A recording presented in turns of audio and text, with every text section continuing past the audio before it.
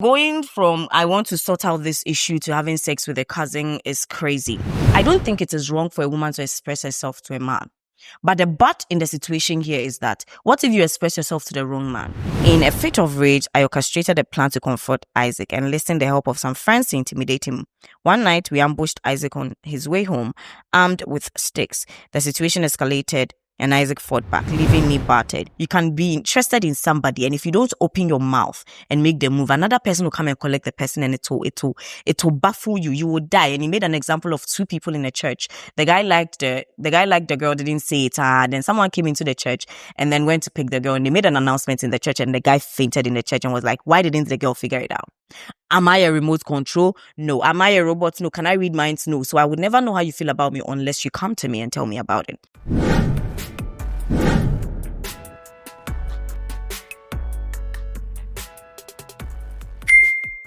Let's read some stories. Let's have it. Dear Ikea, keep me anonymous. I know I messed up. I've been with my girlfriend for 5 years now. Just last Wednesday, we got back from work and she went home as usual. She calls me and then she tells me that she's gotten home. But this time, no call came through. So I called her and she told me she is doing something for her mom, but will call me when she finishes. So luckily, I was around her place. So I went there to see whether I will see her, but her mom says she's not back yet. So I called twice and she didn't pick up. The third time I called, she told me she said she's doing something for her mom, but when she's done. So I stood out there only to see her coming out from a guy's car. And when she saw me, she panicked, so I left. She didn't bother to call nor text. So the next day, I saw her cousin's profile on TikTok. Then I DM'd her and asked for her number so I could talk about the situation. But after the conversation, I ended up chatting naughty with her, exchanging nude stuff with her. And she came to my place for us to have sex. But I felt off when I saw her, but made her enter my room. In less than 10 minutes of eating, my girlfriend knocked and I opened the door. She came inside to meet her cousin, and the cousin, after being questioned, told her everything, the conversations and everything that we were having, and then explained to her. But she was adamant from hearing me out. What should I do? I admit I messed up. From going from I want to sort out this issue to having sex with a cousin is crazy. There's another angle where it could have been a plan. Like the cousin said, "Oh, your boyfriend texted me, you." And then there was a whole, plan for them to catch you in something and then flip the thing on you. But that being said, you messed up. I think one of the issues that we have in this generation is self-control. Because how did you go from just trying to find a solution to a problem that you were actually not at fault to being at fault for sleeping with a cousin? Like literally cheating, because you can't confirm or deny whether your girlfriend was cheating or not. The fact that she lied to you, and that's also bad. That being said, both of you have issues you need to resolve. From her angle, why did she lie to you? From your angle, how did you end up having sex with a cousin? Hey, this generation. Let's have it. Dear Ikea, I met this guy a few months ago and he liked me the same way I liked him. He texted me first when we shared contact. The relationship was long distance, but he normally comes to visit me whenever he gets time. These few months haven't been easy without him because he makes me feel so special and loved. I've fallen deeply in love with him and can't express my love for him. He hasn't expressed love for me. He actually checks up on me every day. Can I tell him how much I truly loved him? I'm really confused. I don't know why you guys have gotten to know each other for months and he hasn't expressed his love for you. It's either he is not actually in love with you or he's scared you're going to bounce him. I don't know what that means. But one of the things that I find fascinating is that I don't think it is wrong for a woman to express herself to a man. But the but in the situation here is that, what if you express yourself to the wrong man? And then either he takes advantage of you or he would actually say, "Okay, yeah, me too, I like you too. Let's get into something," and then fuck you up. What about that? So look at the man you're dating. Look at the person you're trying to get to know.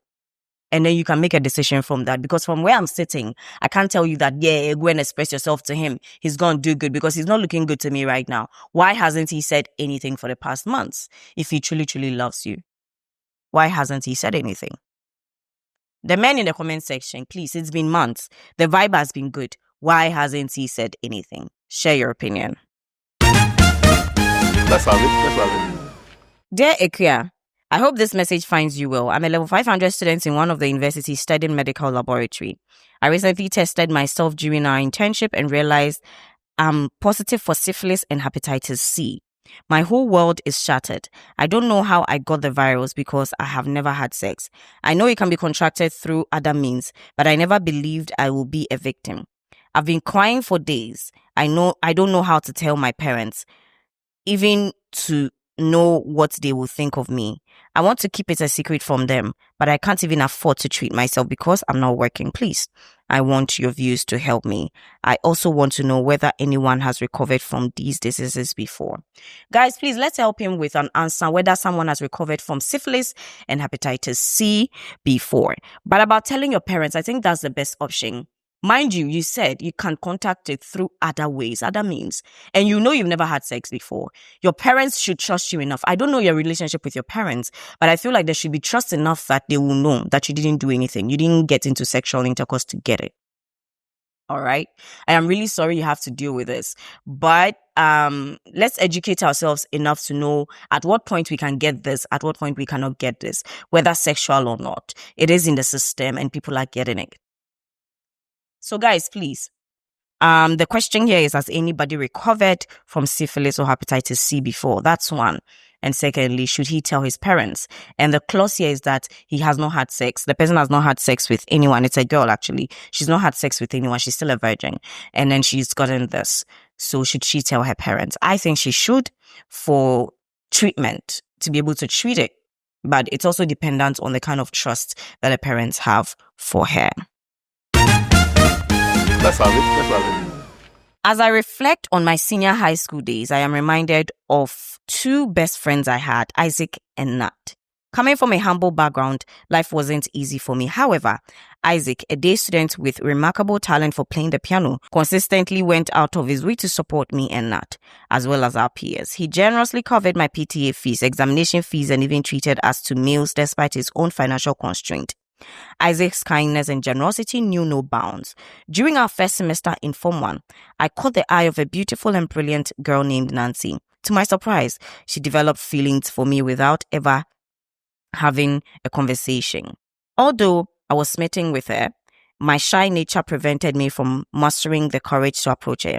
Isaac and Nat, noticing Nancy's interest in me, attempted to play matchmakers, but I rebuffed their effort, finding disinterest. As we progressed Form 2, Nancy transferred to a different school. We eventually parted ways and I went to attend the University of Ghana, Legon, while Nat enrolled in KUST. Isaac, true to form, provided me with financial assistance, including a contribution of 4,700 Ghana cedis towards my university fees. When we heard that Nancy had secured admission to the same university, I was secretly thrilled but pretended to be indifferent. At the university, Isaac and Nancy became very close, which didn't sit well with me. When Isaac confided in me about his romantic feelings for Nancy, I became irritated and stormed off without a word. A few days later, Isaac shared the news of their building relationship with me, and I responded with a curt okay. As I watched them grow closer, the anger intensified. One day, I confronted Isaac, warning him to stay away from Nancy, claiming she was mine. Isaac was taken aback, reminding me of my earlier disinterest in Nancy. I insisted that I had been joking previously and wanted Nancy for myself.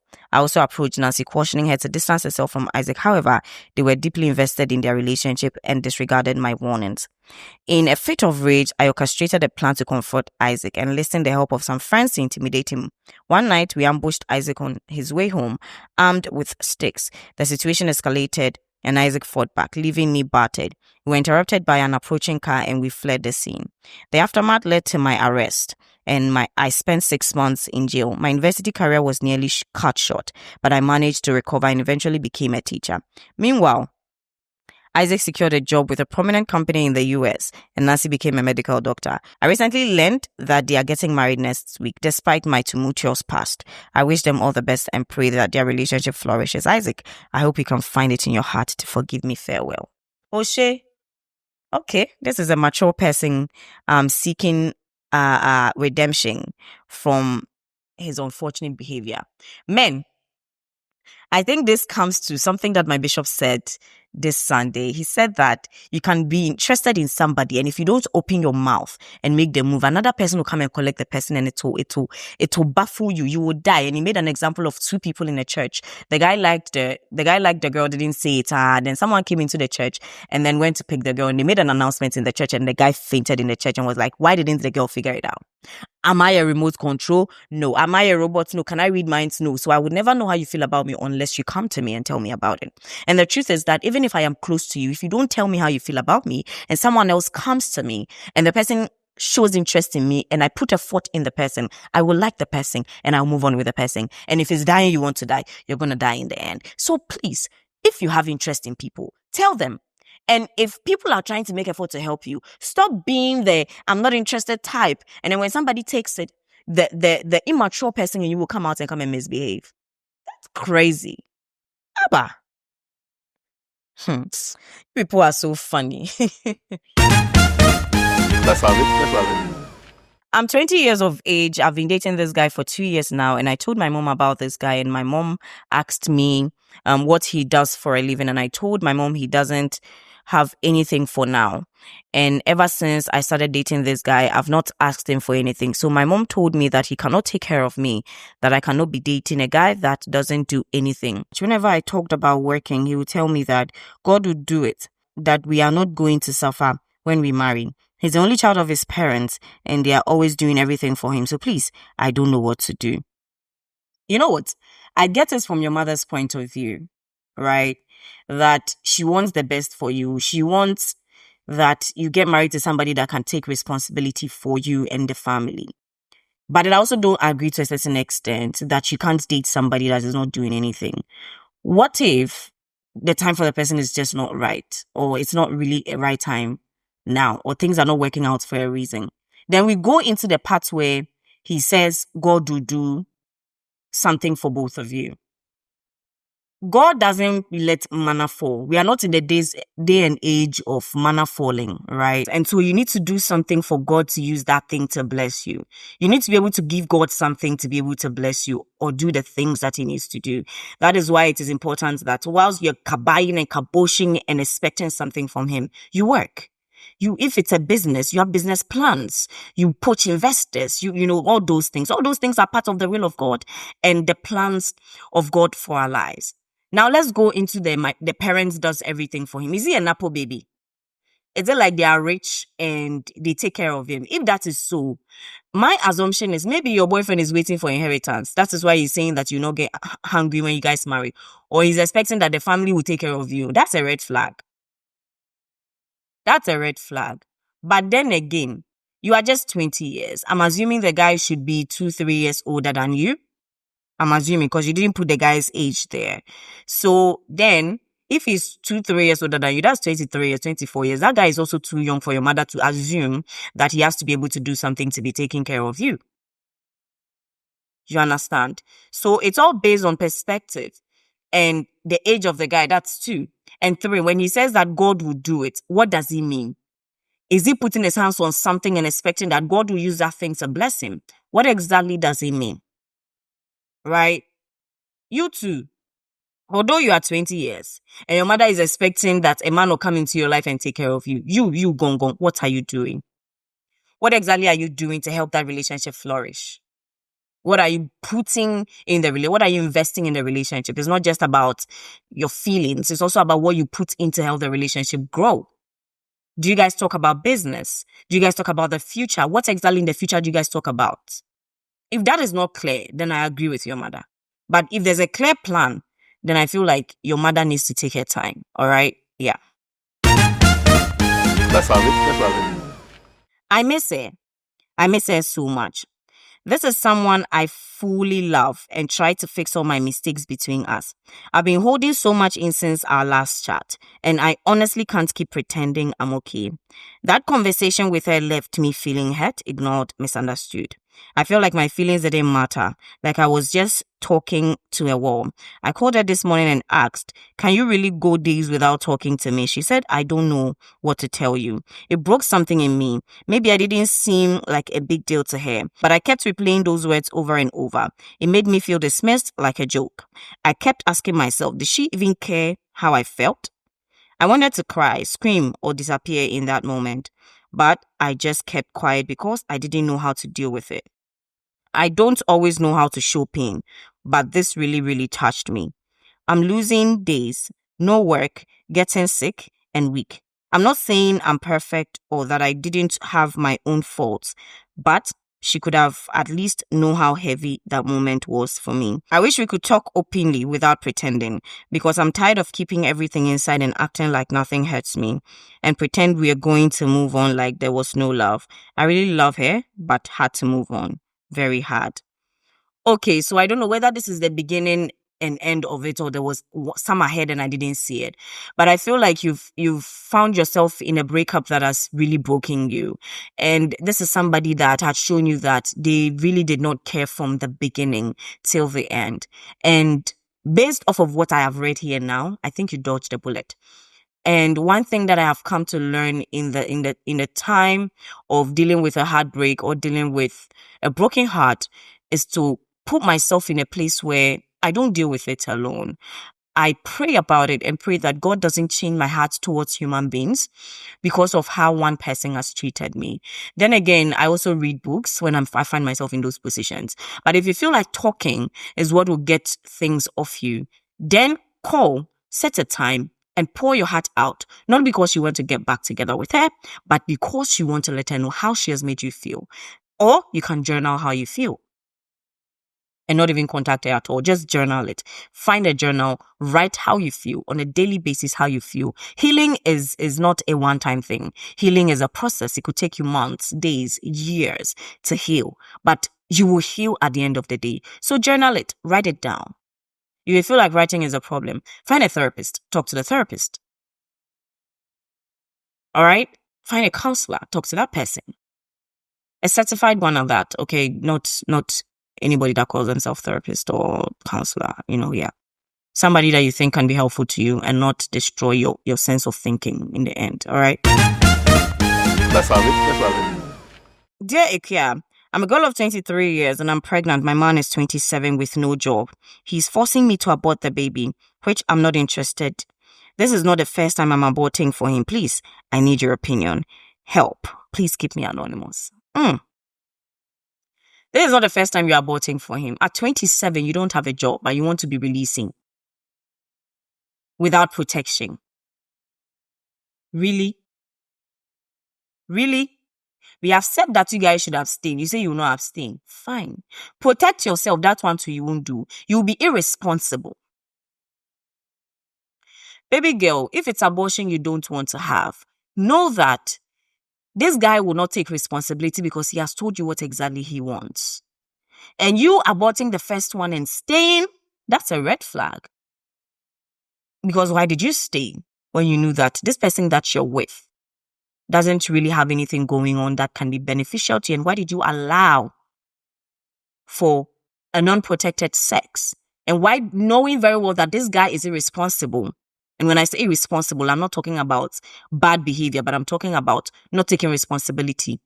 Like, telling the girl to go and abort when, he could take responsibility and take care of the child. And I know you people come into the comment section and be like, what about the fact that he doesn't have a job? What about the fact that he knew he didn't have a job, but he still had sex without protection? Madam, you two, why didn't you go and buy post pills? Master, this is a responsibility for two people, not one person. And so I'm not going to sit here and sugarcoat it and make you feel like, oh my God, this guy, why didn't you get post pills?